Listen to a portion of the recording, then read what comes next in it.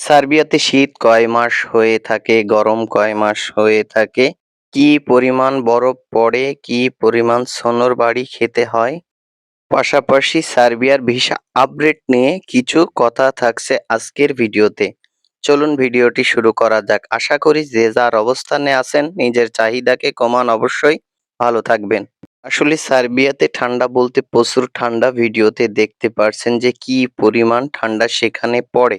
সার্বিয়াতে মূলত কোন মাস থেকে কোন মাসে ঠান্ডা হয় এই বিষয়টা জানার জন্য একটি কমেন্ট করেছেন ভাই, তার কমেন্টে আপনাদেরকে আমি দেখাচ্ছি যে কি কমেন্ট করেছে। সার্বিয়ার শীত কয় মাস থাকে একটু বলবেন ভাই, আর কোন মাস থেকে কোন মাস পর্যন্ত শীত পড়ে?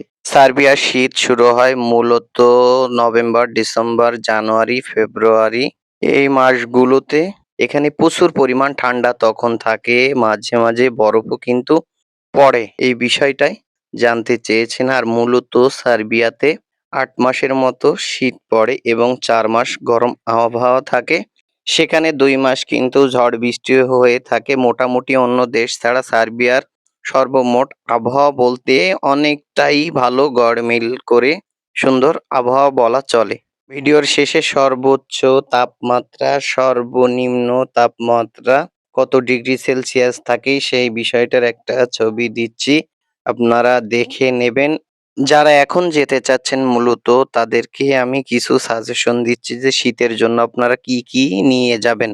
শুধু বাংলাদেশ নয়, মিডল ইস্টের যে কোনো দেশ থেকে আপনারা যারা সার্বিয়াতে আসতে চাচ্ছেন তাদেরকে আমি সাজেস্ট করব যে সর্বোচ্চ গরম কাপড় যেগুলো বরফের দেশে গেলে প্রয়োজন হয় সেই কাপড়গুলো আপনারা নিয়ে আসবেন। ভালো জ্যাকেট, ভালো কোট, ভালো মানের টুপি, কেস নিয়ে আসবেন সর্বনিম্ন ২ জোড়া এবং মোজা নিয়ে আসবেন ১ ডজন। এখানে একটি শীতের পোশাকের যা দাম আপনি বাংলাদেশ থেকে ২টি-৩টি শীতের পোশাক কিনতে পারবেন। ১ জোড়া জুতারও কিন্তু অনেক দাম, মোজারও কিন্তু অনেক দাম। তাই চেষ্টা করবেন বাংলাদেশ থেকে আসার সময় সর্বনিম্ন ১০,০০০ টাকার শীতের পোশাক কিনে আনার জন্য। এখানেও পাবেন না তা নয়, আপনি আসবেন এখানে, আসার পরে আপনার একটা খরচ আছে, সেই খরচ সামাল দিয়ে উঠবেন, দেশে টাকা পাঠাতে হবে।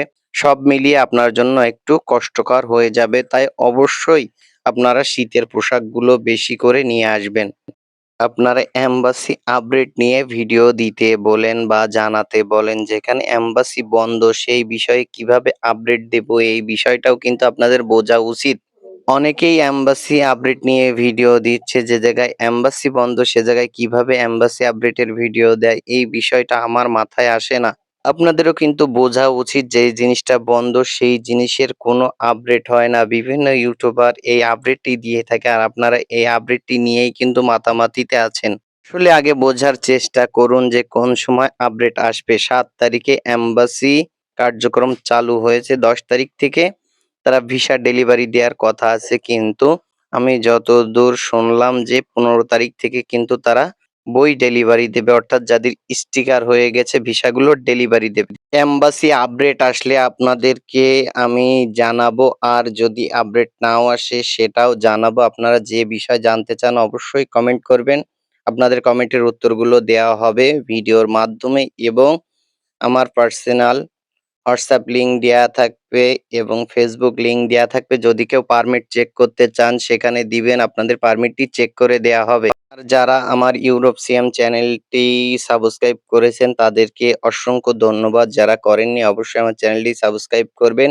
স্ক্রিনে আমার চ্যানেলের নামটি দিয়ে দিচ্ছি এবং আবহাওয়ার যে একটি লিস্ট তৈরি করেছি সেটাও স্ক্রিনে দিয়ে দিচ্ছি। আজকের ভিডিওটা এ পর্যন্তই।